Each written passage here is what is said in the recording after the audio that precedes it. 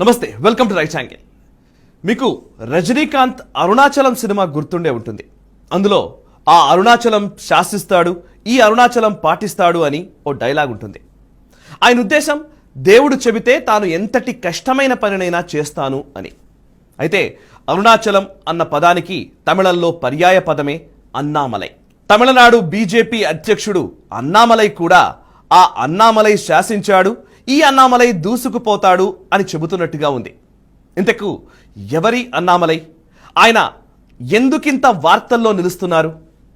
చెప్పే ప్రయత్నం చేస్తాను. కాస్తో కూస్తో రాజకీయ పరిజ్ఞానమున్న ఎవరికైనా తెలిసే పేరే యంగ్ అండ్ డైనమిక్ అన్నామలై. ఇక తమిళనాడులోనూ బయట కూడా బీజేపీ అభిమానులకి కార్యకర్తలకి సరికొత్త ఐకాన్గా మారిపోయాడు అన్నామలై. ఆయన ప్రస్తుతం తమిళనాడు బీజేపీ శాఖకి అధ్యక్షుడు. గతంలో ఐపీఎస్ ఆఫీసర్. కర్ణాటకలో ఆయనని జనం ప్రేమగా సింగం అని పిలుస్తారు. హీరో సూర్య చేసిన పోలీస్ సినిమాలు తెలుగు వారికి కూడా పరిచయమే కదా. వాటిని దృష్టిలో పెట్టుకునే అన్నామలైని సింగం అంటుంటారు.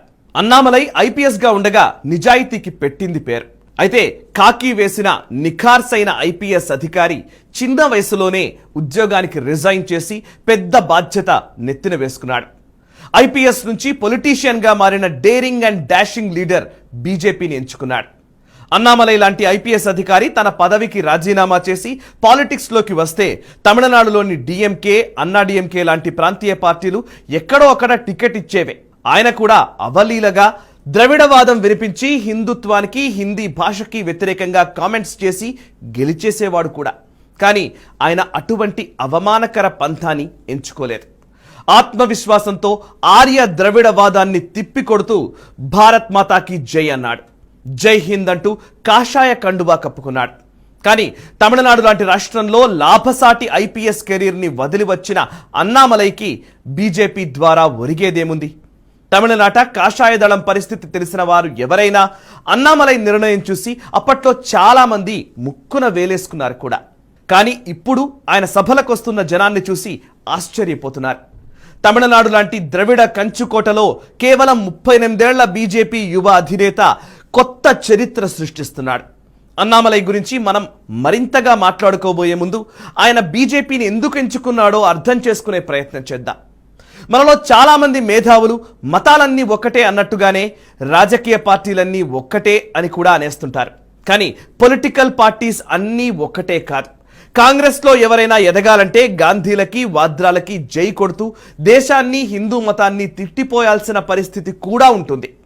ప్రాంతీయ పార్టీల్లో ఎదగాలంటే కూడా ప్రతి ఒక్క నాయకుడు తమ అధినేతని, ఆయన కొడుకుని, కూతుర్ని, మనవణ్ణి కూడా స్తోత్రాలు చేస్తూ అర్పించుకోవాలి. అంత చేస్తే కూడా ఎమ్మెల్యే, ఎంపీకి మించి సాధించేదేమీ ఉండదు. సీఎం కుర్చీ గురించి ఆలోచిస్తే ప్రాంతీయ పార్టీల ఆఫీసుల్లోంచి బయటకు వెళ్ళగొట్టే అవకాశం ఉంటుంది. కమ్యూనిస్టు పార్టీల్లో ఒకప్పుడు స్వయం కృషితో విద్యార్థి సంఘాల నేతలు కూడా రాష్ట్ర, జాతీయ స్థాయికి ఎదిగే అవకాశం ఉండేది. కానీ ఇప్పుడున్న స్థితిలో వాటిల్లోనూ నిజాయితీకి, జాతీయవాదానికి ఎంత విలువ ఉందో మనకు తెలిసిందే. అయినా అసలు ఎర్ర పార్టీలు ఎక్కడున్నాయని, వాటిలో కొత్త నాయకత్వం గురించి మాట్లాడుకోవడమే సమయం దండగ. కాంగ్రెస్, ప్రాంతీయ పార్టీలు, కమ్యూనిస్టులు పోగా మిగిలింది ఒక్క బీజేపీ మాత్రమే. కాషాయ జెండాని చూస్తే కుల, కుటుంబ పార్టీలన్నింటికీ కడుపు మంట ఉంటుంది అనేది బీజేపీ వాళ్ల విమర్శ. వారి నిస్సహాయ హాహాకారాలకి ప్రధాన కారణం కమలదళం అంతర్గత వ్యవస్థేనని వారు చెబుతూ ఉంటారు.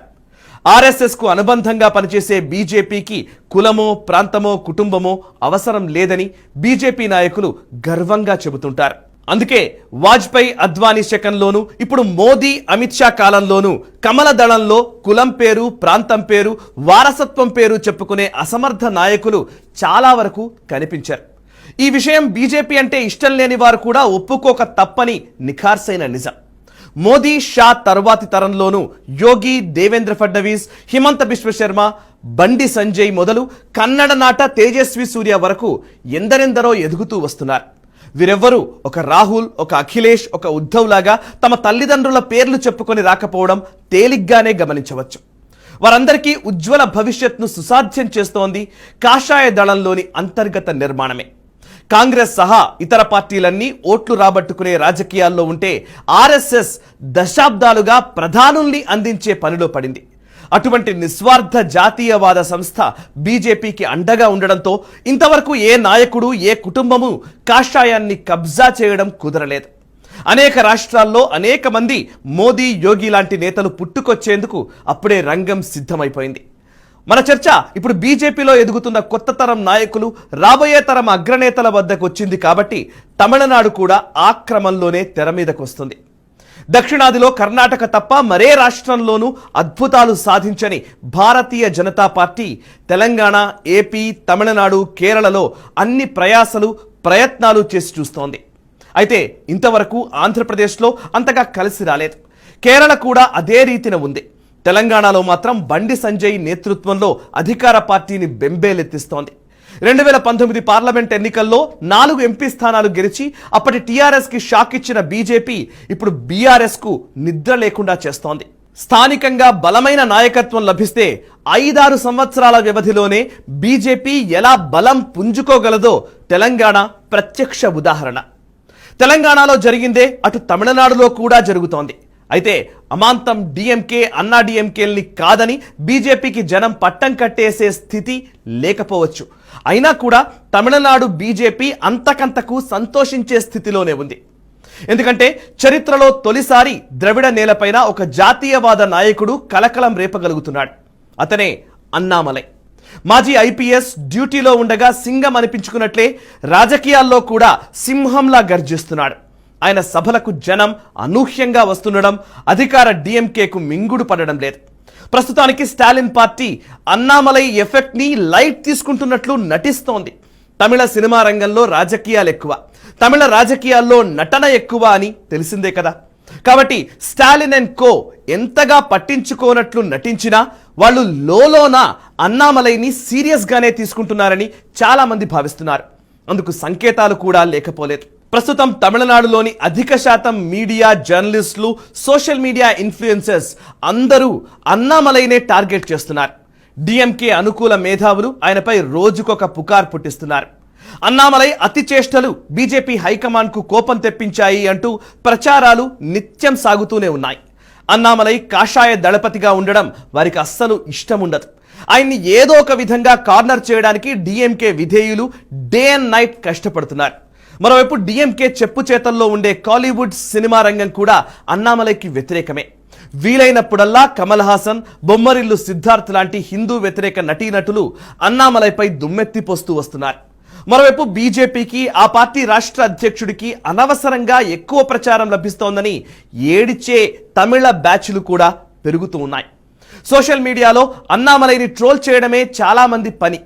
తమిళనాడులో బీజేపీకి బలం లేదని, అన్నామలైకి సీట్లు రావు అని చెబుతూనే అందరూ ఆయన్ని ఢీకొట్టే ప్రయత్నంలో ఉండడంతో మీడియాకి కూడా కవరేజ్ ఇవ్వక తప్పడం లేదు. ఈ మధ్య ఒక డిఎంకే అనుకూల జర్నలిస్ట్ తన ఇంటర్వ్యూలో తెగ వాపోయాడు.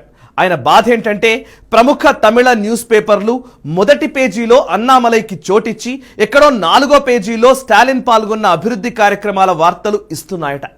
పత్రికలు, ఛానల్స్ మన సింగంకి అంతగా స్పేస్ ఎందుకు ఇచ్చేస్తున్నాయి? సింపుల్, జనం అన్నామలై పట్ల ఆసక్తి చూపుతున్నారు. వారి ఇంట్రెస్ట్ రోజు రోజుకు పెరుగుతోంది. ఇక్కడ కొసమెరుపు ఏంటంటే తమిళనాడు బీజేపీ రథసారథికి రచ్చ గెలవడంతో పాటు ఇంట కూడా ఓడిపోకుండా ఉండాల్సిన సవాల్ ఎదురవ్వడం. ఆయన ఎఫెక్ట్ ప్రస్తుతం ఎంతగా ఉందో తెలియాలంటే చెన్నై బీజేపీ అంతర్గత పోరుపై కూడా మనం దృష్టి సారించాలి. ఇంకా 40 ఏళ్లు కూడా నిండని అన్నామలై జనంలోకి దూసుకుపోతుండడం, ఆయన ఏం చెబుతాడో వినడానికి ప్రజలు పోటెత్తుతుండడం తమిళ సీనియర్ బీజేపీ నేతలు కొందరికి నచ్చడం లేదట. తమకంటే జూనియర్ ఎదిగిపోవడాన్ని వాళ్ళు సహించలేకపోతున్నారని టాక్. అంతేకాదు కొందరు తమిళ బీజేపీ నేతలకు లోలోన డిఎంకే వారితో వ్యాపార సంబంధాలు ఉండడం కూడా మరో కారణమట. తమ బిజినెస్లు దెబ్బతినకూడదని వాళ్ళు స్టాలిన్ కోసం పనిచేస్తున్నారు. అన్నామలై వచ్చిన మరుక్షణం నుంచి ఇంటి దొంగలు వివాదాలు రాజేస్తూనే ఉన్నారు. ఓసారి బీజేపీ నాయకుల బూత్ వీడియోలు బయలుదేరితే మరోసారి అశ్లీల ఆడియోలు కలకలం రేపాయి. ఏదో ఒక విధంగా పార్టీకి చెడ్డ పేరు తీసుకొచ్చే పనులు తమిళ బీజేపీ సీనియర్ నాయకులే కొందరు చేయిస్తున్నారట. ఆ విధంగా డిఎంకేకి ప్రమాదంగా మారిన అన్నామలైని ఎలిమినేట్ చేయాలని వారి ప్లాన్. తమిళనాడులో మరో విచిత్రం కూడా జరుగుతోంది. అన్నామలై గౌండర్ సామాజిక వర్గానికి చెందిన నాయకుడు. ఈ మధ్య గాయత్రి రఘురామ్ అనే బీజేపీ నాయకురాలిపై ఆయన చర్యలు తీసుకున్నాడు.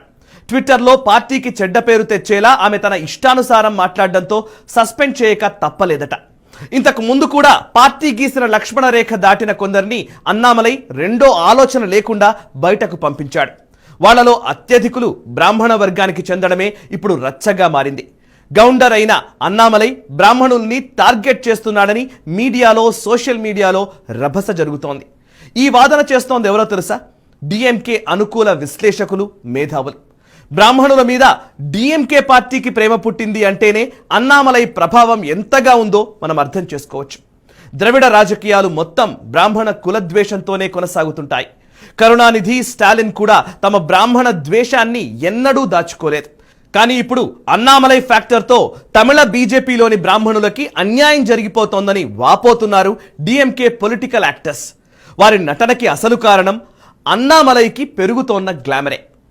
చివరిగా ఇటు సొంత పార్టీలోనే సెగ ఎదుర్కొంటోన్న బీజేపీ ప్రెసిడెంట్ బయటి శత్రువుల్ని ఎదుర్కోగలుగుతాడా? పైనుంచి మోదీ, అమిత్ షా, నడ్డా ఎంత అండగా నిలిచినా ద్రవిడ భూమిలో కమల దళాన్ని, బలాన్ని ఆయన దృఢం చేయగలడా? అంటే 2024 పార్లమెంట్ ఎన్నికల్లో అందరూ నోరేళ్లబెట్టే ఫలితాలు వస్తాయని చెబుతున్నాడు సింగం. 25 ఎంపీ సీట్లు బీజేపీకేనంటూ ఈ మధ్య స్టేట్మెంట్ కూడా ఇచ్చాడు. అదే జరిగితే ఆ తర్వాత వచ్చే అసెంబ్లీ ఎన్నికల్లో బీజేపీ అధికార పీఠాన్ని కూడా ఆశించవచ్చు. అసాధ్యమేం కాదు. రాజకీయ పార్టీ అధ్యక్షుడిగా అన్నామలై 25 ఎంపీ సీట్లు మావే అనడం ఆశ్చర్యమేం కాదు. కానీ ఇప్పుడున్న పరిస్థితుల్లో తమిళ రాజకీయాల్ని తెలిసిన వ్యక్తులుగా తమిళనాడు బీజేపీకి డిఎంకే, అన్నా డిఎంకేల్ని కాదని ప్రజలు 25 ఎమ్మెల్యే సీట్లైనా ఇస్తే అది కూడా చరిత్రే అవుతుంది. కాబట్టి ఎంత ప్రాక్టికల్గా అంచనా వేసినా కూడా అన్నామలైకి పోయేదేమీ లేదు.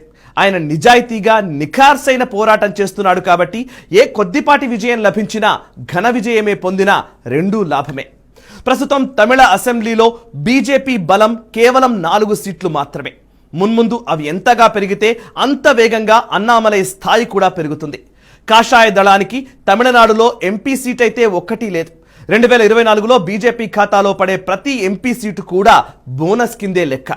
కాబట్టి యంగ్ అండ్ డైనమిక్ అన్నామలైది విన్ విన్ సిచ్యువేషనే. చూడాలి.